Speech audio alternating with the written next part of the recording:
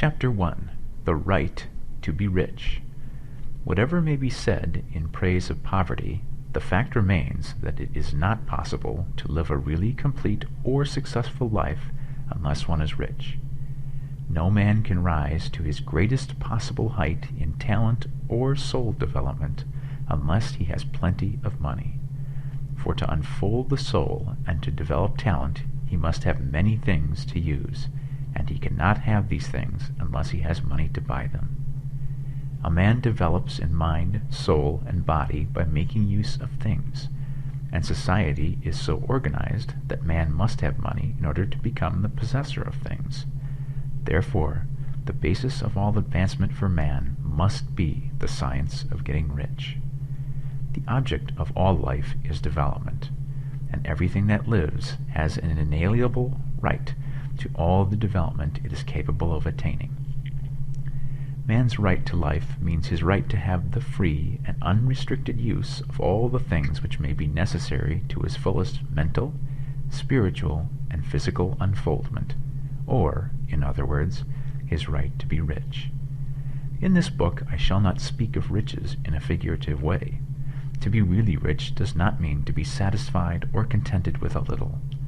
No man ought to be satisfied with a little if he is capable of using and enjoying more.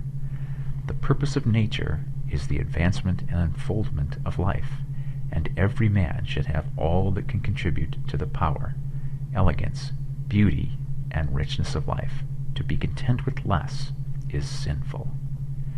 The man who owns all he wants for the living of all the life he is capable of living is rich, and no man who has not plenty of money can have all he wants.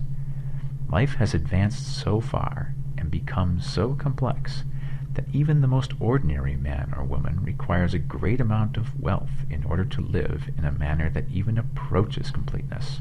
Every person naturally wants to become all that they are capable of becoming. This desire to realize innate possibilities is inherent in human nature. We cannot help wanting to be all that we can be. Success in life is becoming what you want to be. You can become what you want to be only by making use of things, and you can only have the free use of things only as you become rich enough to buy them. To understand the science of getting rich is therefore the most essential of all knowledge. There is nothing wrong in wanting to get rich.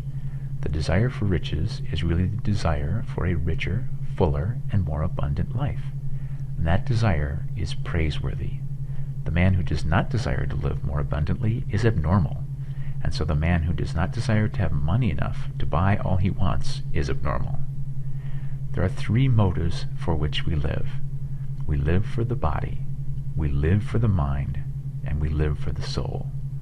No one of these is better or holier than the other.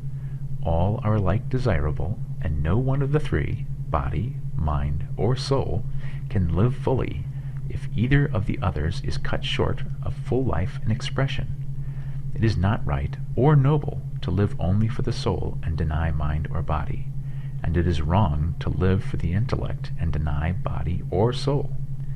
We are all acquainted with the loathsome consequences of living for the body and denying both mind and soul, and we see that real life means the complete expression of all that man can give forth through body, mind, and soul. Whatever he can say, no man can be really happy or satisfied unless his body is living fully in every function, and unless the same is true of his mind and his soul. Wherever there is unexpressed possibility, or function not performed, there is unsatisfied desire. Desire is possibility seeking expression, or function seeking performance. Men cannot live fully in body without good food, comfortable clothing, and warm shelter, and without freedom from excessive toil. Rest and recreation are also necessary to his physical life. He cannot live fully in mind without books and time to study them, without opportunity for travel and observation, or without intellectual companionship. To live fully in mind, he must have intellectual recreations, and must surround himself with all the objects of art and beauty he is capable of using and appreciating. To live fully in soul, man must have love, and love is denied expression by poverty. A man's highest happiness is found in the bestowal of benefits on those he loves. Love finds its most natural and spontaneous expression in giving. The man who has nothing to give cannot fill his place as husband or father, as a citizen, or as a man.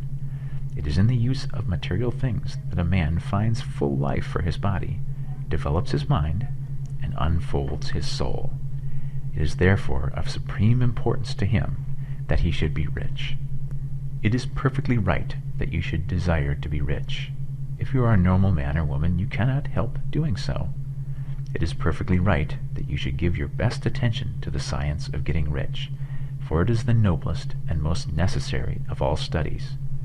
If you neglect this study, you are derelict in your duty to yourself, to God, and humanity, for you can render to God and humanity no greater service than to make the most of yourself.